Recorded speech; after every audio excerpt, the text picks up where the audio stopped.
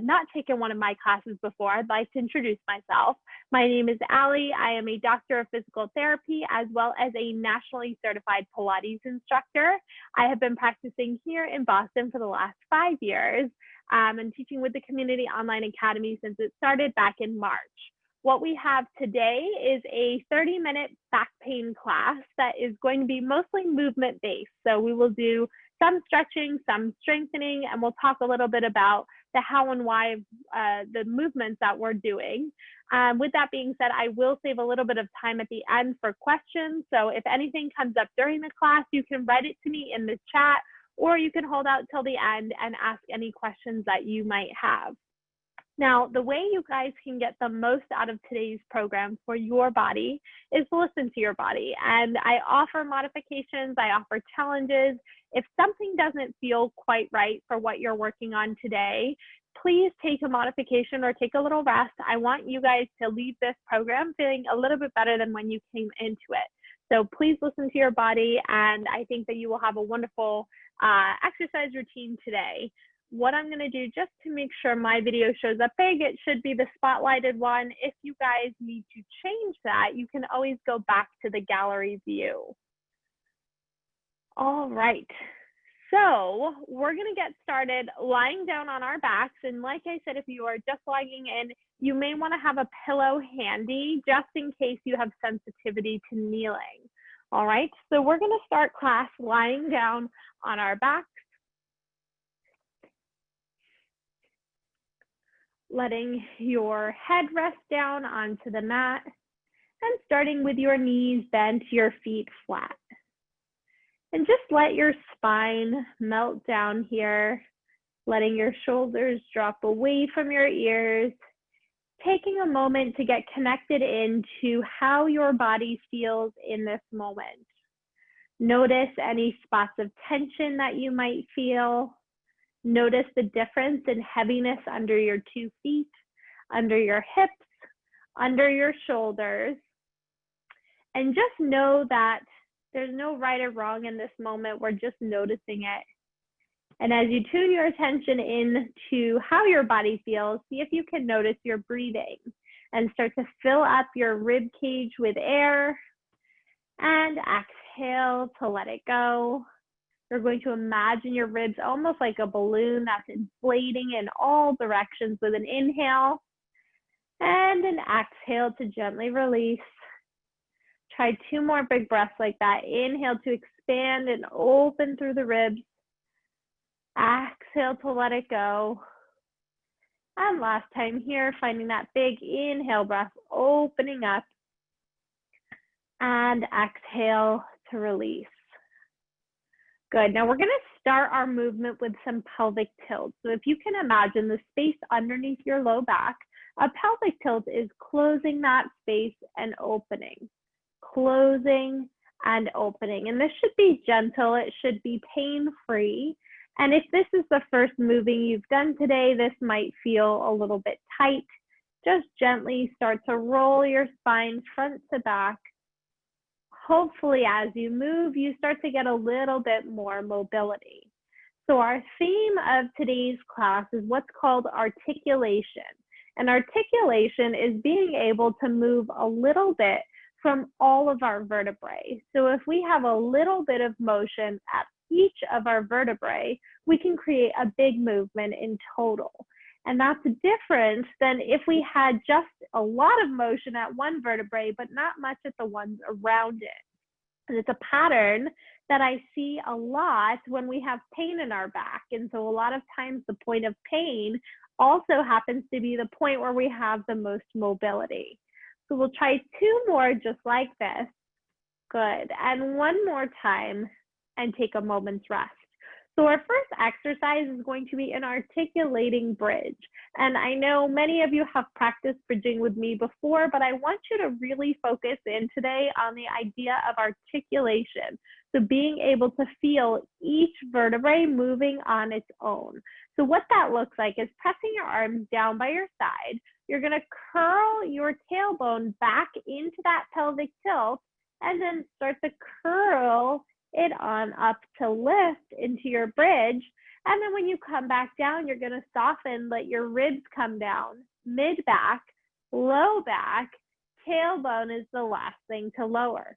When you come up, your tailbone is the first thing to lift, then your low back, mid back, rib cage.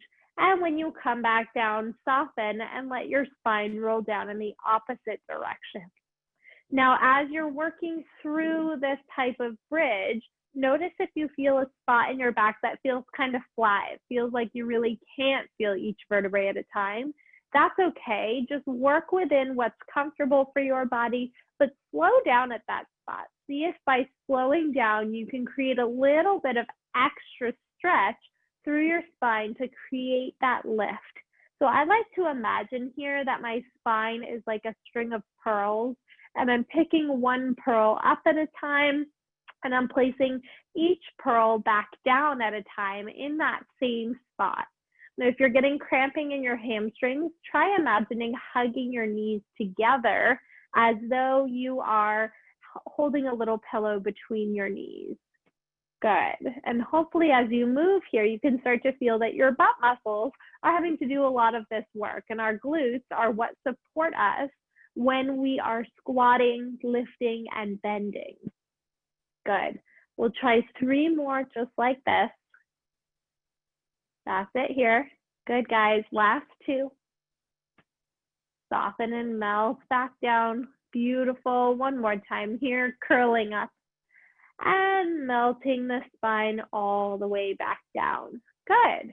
Okay, so we're going to get into some abdominal work that is also articulating, but we'll do a little warm up here. So we're going to start by pressing our arms down into the floor, keeping our shoulder blades back and our rib cage on the floor. Lift your legs to a tabletop position and just hold here. Now, if you feel like this is challenging enough for your core, stay like this. Otherwise, practice extending one leg out at a time towards the center of the room. So you're pressing the leg out and pulling back in, and exhale, pressing out and drawing it back in. See if you can keep your rib cage down on the mat. You can modify by pressing up a little bit higher towards the ceiling, or challenge yourself down a little bit lower towards the floor. And you only want to go to the point where you really can keep your rib cage down on the mat. That's it here. Good. 4 more. And 3. Last 2. Last time here. Go ahead and bring both knees in towards your chest. Give yourself a gentle hug with a little rock of your legs side to side. And then we're going to walk our feet out long onto the mat and stretch our arms long overhead. So take this big full body stretch here. Imagine your fingers and toes being pulled in opposite directions. I think this always feels good. Now we're going to try that articulation to sit up. So taking an inhale breath. As you exhale, reach your fingertips to the ceiling, starting to curl your spine up one vertebrae at a time to come all the way up to sitting. Now, if you cannot do that or that feels uncomfortable, we're going to modify from the top by bending your knee slightly. Practice rolling back as far as you feel comfortable and then coming back up. Now, if you were able to roll from the floor, you're going to roll back down onto the floor. And I want you to go slowly. See if you can really feel each of those vertebrae curling off the mat, and then subsequently coming back down, melting onto the mat. So really feeling that draw of your ribs closer to your hips to let your low back, mid back, upper back, head and neck come down onto the mat. And as you come up, you lift your shoulders, then your ribs, then your mid back, then your low back, coming all the way on up. We're going to continue here. And again, maybe you're up at the top of this movement, just gently practicing that rock back and rock forward. So that's here. That looks like a partial rollback and coming on up. And this is just a preparatory exercise for that bigger rolling up motion, which is tricky to do. And that rolling up motion, of course, uses your abdominals, but it is also a stretch for our spine to be able to do that gentle articulated movement. And so I always like to think of this as different than the way a zombie might sit up or lean back, which is with a really, really straight back. This is a melted spine, rolling down and melting back. Good. We're going to try 2 more here. And make sure you're breathing. I like to exhale as I go down, down, down onto the mat. Inhale when I reach my arms overhead. And then once again, exhale to return and come back up to your seated position. Nice job. So from here, we're going to flip on over to our all fours position. So setting on up on your hands and knees. Hands go underneath your shoulders, knees go underneath your hips. If you need a little bit of padding for your knees, even in this setup, you can go ahead and do so here. So we're going to try our gentle cat-cows, which is allowing our head to drop down, rounding our spine, and then dropping down, letting our spine fall into extension. But what I want you to notice is if there is one spot that seems to have a lot more movement than the rest. So you want to try and make your movement here nice and symmetrical. So your rounding is not just your upper back or just your lower back, it's your whole spine. And same thing when you drop down into extension, that you're pulling your shoulder blades together, letting your belly hang and drawing the head down and coming back down into your extended posture. So move slowly here. Really feel the difference of involving both your upper and your lower back in this cat-cow motion. But as always, this should be comfortable. So I don't want you pushing to the point where it's painful. So work within what's available for your body, but see if that slowed down movement can help you find even some of your core muscles that help create that extra stability in these postures. We'll try 2 more just like this. Good, 1 more time here.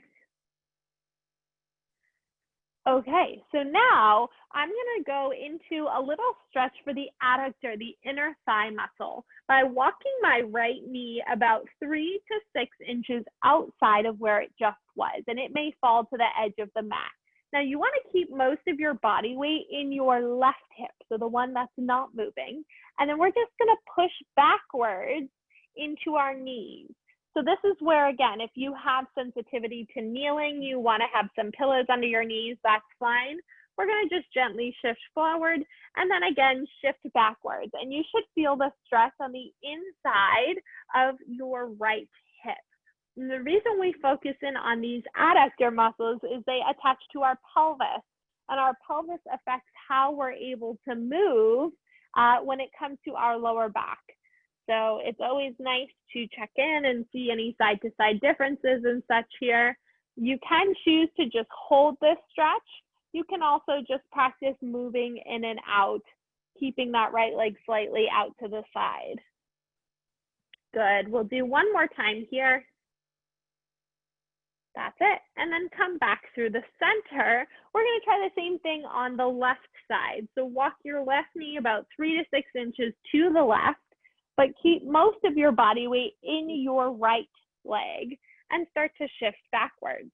And you can just notice probably right away if you have one side that's tighter than the other. You can always play around with moving that leg a little bit farther out to the side if you need a deeper stretch, and vice versa. You can bring in if you need, and just practice pressing your hips straight backwards.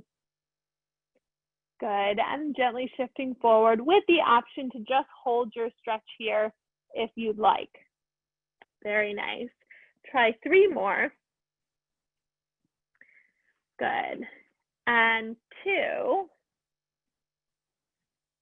Very nice here, and last time just like that. And then we'll come up, we'll give our wrists a moment's pause. You can sit on up, shake out your wrists. I promise you on this next one, we're going to take the weight off of our wrist in just a moment, but we will work to get into our hip flexors in a very similar setup. So what this will look like is coming back to that all fours position.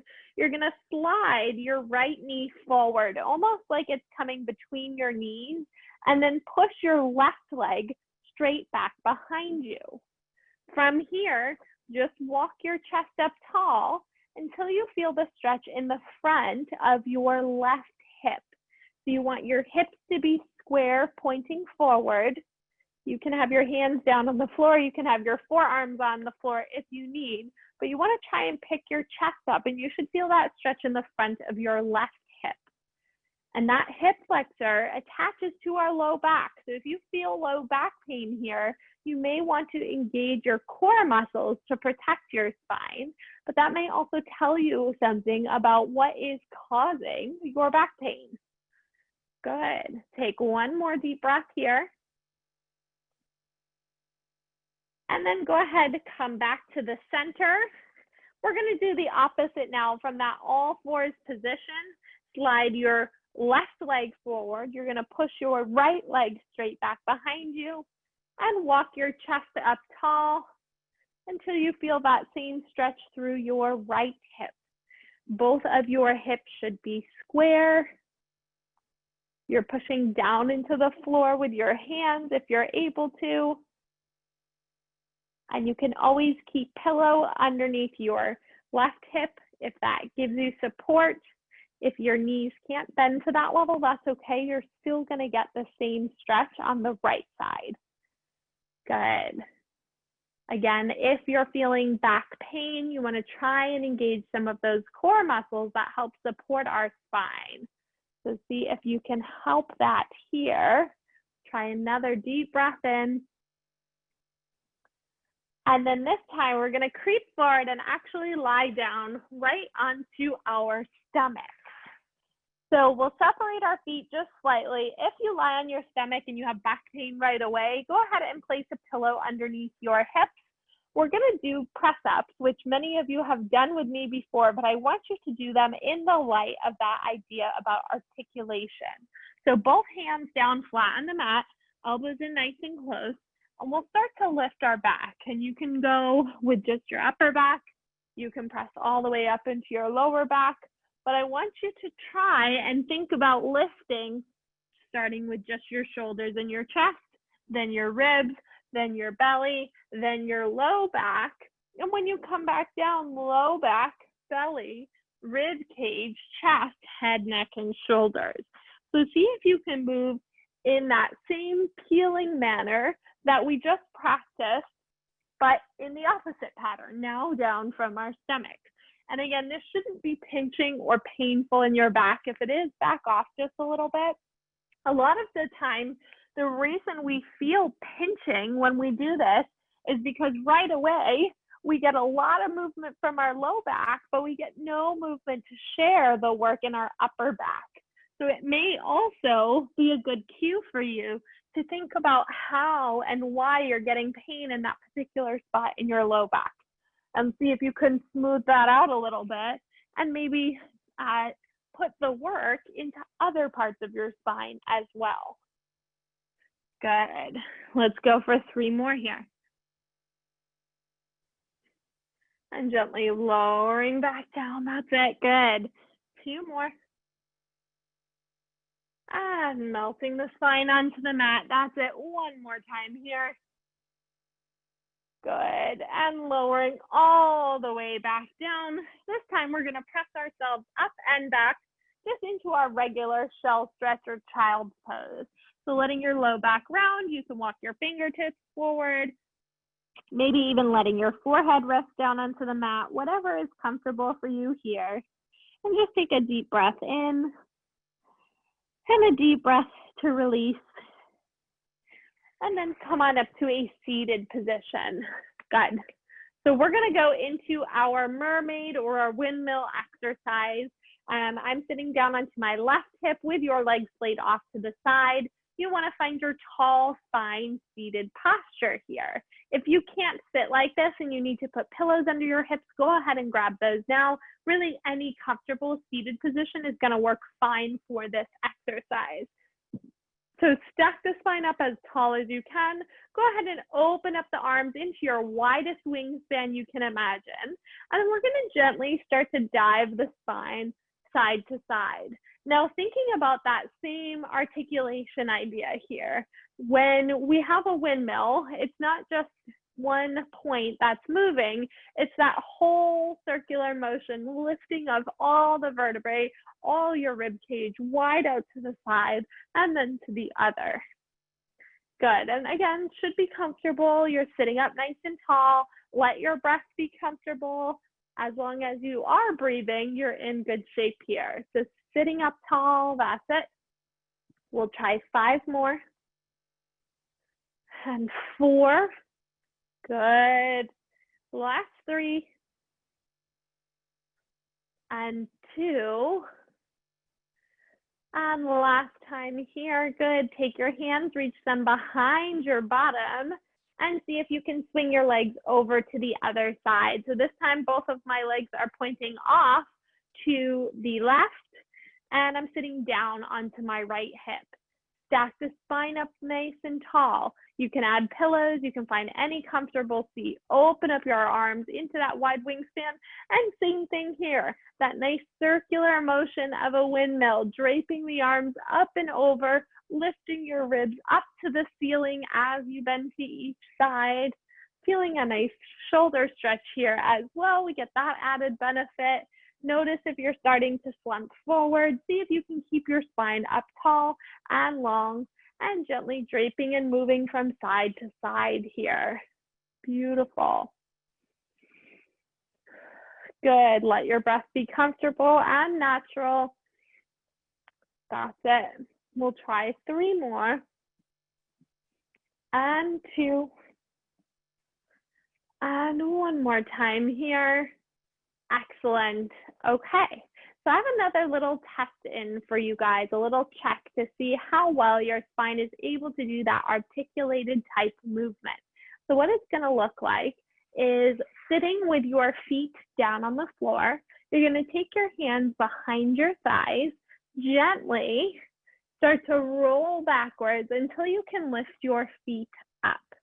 Now, this exercise is called rolling like a ball. It's in the Pilates repertoire. And in order to roll like a ball, you need to have a nice rounded spine, right? Rectangles don't roll. So if we have flat spots, it's going to feel a little tricky. So from here, you're going to roll to your shoulder blades, come up and balance. Try and keep your feet off the floor. Roll back. See if you can come up and balance.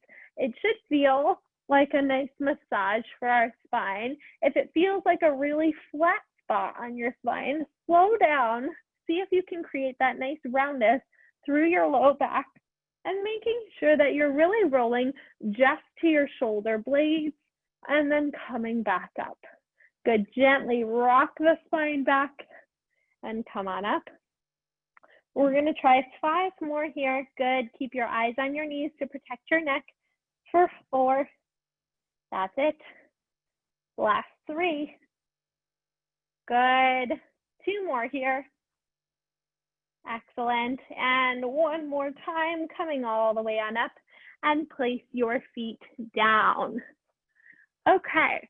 So what I hope you guys take from this look at articulated type movement is that, you know, objectively, if you look at your big spine movement and you say, can you bend forward a lot and backwards a lot and sideways a lot? You might say, yes, I have pretty good mobility. But if we look at that mobility and we see that all of the movement is coming from just 1, 2, maybe 3 of your vertebrae, those 3 vertebrae are going to be stressed out. They're going to be tired and hurting with time.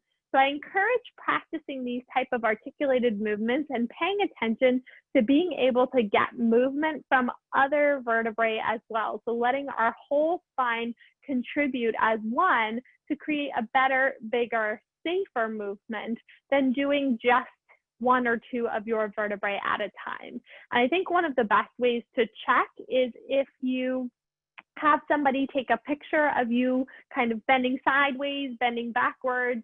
I think it's easiest to see it without a shirt on, so you can sort of have a view of the actual vertebrae of your back. And you may actually be able to see a little fold right in your back where that all of the movement is coming from. If you see a nice smooth movement between all the vertebrae, kudos, you've done a really nice job with this class. But I hope that it also helps you to feel a little bit better because it's a nice stretch for each of the vertebrae. So with all of that being said, I'd love to answer any additional questions you guys have about our class today. I'll get a little bit closer, and because we are the nice small group for our 5-star class, you're welcome to unmute yourself and ask questions. You can also, if you're more comfortable, you can write them to me in the chat and I'll read through those and take those into account as well. Hi, Allie, it's Nancy. Can you hear me? Hi, Nancy. Yes, I can. Yeah. Sorry, I was a little late today. Quick question for you. It's just, I'm from New York. It's just been so hot here. Does the heat intensify muscle aches and back aches? That's a great question. So technically, the research says no. It says that we, you know, our pain, our actual physiology, I should say, is not influenced by temperature. But I should say that when it comes to pain itself, pain really is a sensation that we experience in the brain. And so pain is influenced by stress in many different ways. And that's not just psychological stress, that's physical stress too. And so we can experience physical stress from muscle soreness. We can experience that from fatigue. And I know heat can lead to fatigue. It's actually harder for our body to function in the high heat. So from that physiological stress, it may increase the sensitivity of your body's pain receptors. So maybe, you know, yesterday you would recognize pain at this level, but because it's really hot, you might recognize pain only when it hits to this point. So in that way, it might make your normal back pain seem more intense because your threshold for pain is lower. Does that make sense? Yeah, it does. It does. Thank you. Yeah, of course. What other questions do you guys have?